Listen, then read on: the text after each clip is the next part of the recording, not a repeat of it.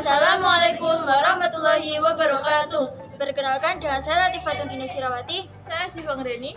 Di sini kami akan menjelaskan tentang perundingan Renville. Perjanjian atau perundingan Renville dilatar belakangi oleh pertikaian yang terjadi antara Indonesia dan Belanda. Pertikaian disebabkan oleh serangan Belanda ke Indonesia yang terjadi pada tanggal 21 Juli 1947 atau dikenal dengan agresi militer Belanda I. Perundingan Renville dimulai 8 Desember 1947 sampai 17 Januari 1948 di atas kapal Renville.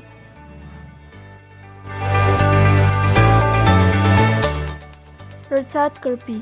Ia adalah hakim asal Australia.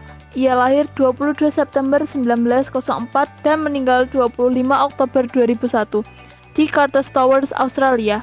Ia dianugerahi gelar kebangsawanan dalam penghargaan tahun baru 1961. Lalu ada Paul van Zielen. Ia adalah seorang pakar ekonomi, politisi Katolik, dan negarawan Belgia. Ia lahir 11 November 1893 di Soignies, Belgia, dan meninggal 22 September 1973 di Brussels Agglomeration, Belgia. Dalam perundingan Renville juga terdapat beberapa wakil delegasi yang diwakili oleh 4 tokoh. Yang pertama, Amir Syarifuddin Harahap sebagai Ketua Delegasi Indonesia. Yang kedua, Abdul Qadir Wijaya-Atmaja sebagai Ketua Delegasi dari Belanda. Yang ketiga, Frank Porter Graham sebagai mediator perundingan. Yang keempat, Richard Kirby sebagai mediator perundingan. Dalam perundingan Renville dan juga delegasi memiliki beberapa kesepakatan, yaitu diantaranya 3 kesepakatan, yaitu pertama, Belanda mengakui Jawa Tengah, Yogyakarta, dan Sumatera sebagai wilayah Republik Indonesia. Yang kedua, disetujuinya sebuah garis demokrasi yang memisahkan wilayah Indonesia dan daerah pendudukan Belanda. Yang ketiga, TNI ditarik mundur dari daerah-daerah pendudukan Belanda di Jawa Barat dan Jawa Timur. Perjanjian Renville juga memiliki dampak bagi Indonesia. Dampak perjanjian Renville bagi Indonesia sangat merugikan, sebab wilayah Indonesia menjadi semakin sempit, sedangkan Belanda menguasai wilayah-wilayah hasil pangan dan sumber daya alam. Selain itu, Indonesia juga jadi terkena blokade ekonomi yang diterapkan Belanda. Kesepakatan yang dicapai pada perundingan Renville ternyata juga diingkari oleh Belanda.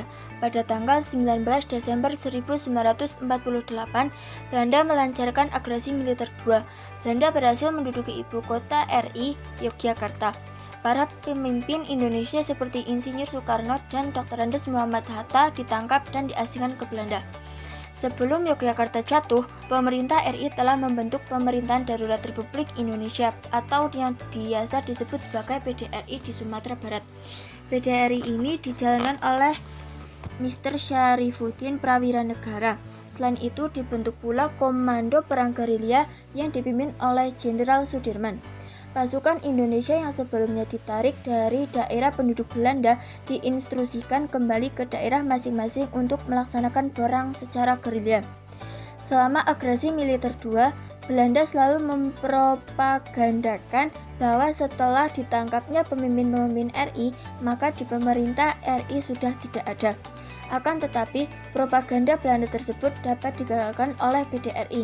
PDRI menunjukkan kepada dunia internasional bahwa pemerintah Indonesia masih berlangsung.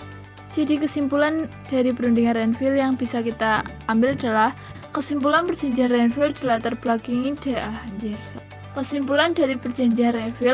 dilatar belakangi oleh agresi militer yang dilakukan Belanda pada 21 Juli 1947, sehingga tindakannya itu menuai reaksi keras dari negara-negara lain dan PBB. Memerintahkan kedua belah pihak untuk melakukan gencatan senjata serta melakukan perjanjian yang dilaksanakan di atas kapal Amerika. Sekian dari kami, bila ada salah dalam penjelasan kami mohon maaf. Kami akhiri. Wassalamualaikum warahmatullahi wabarakatuh.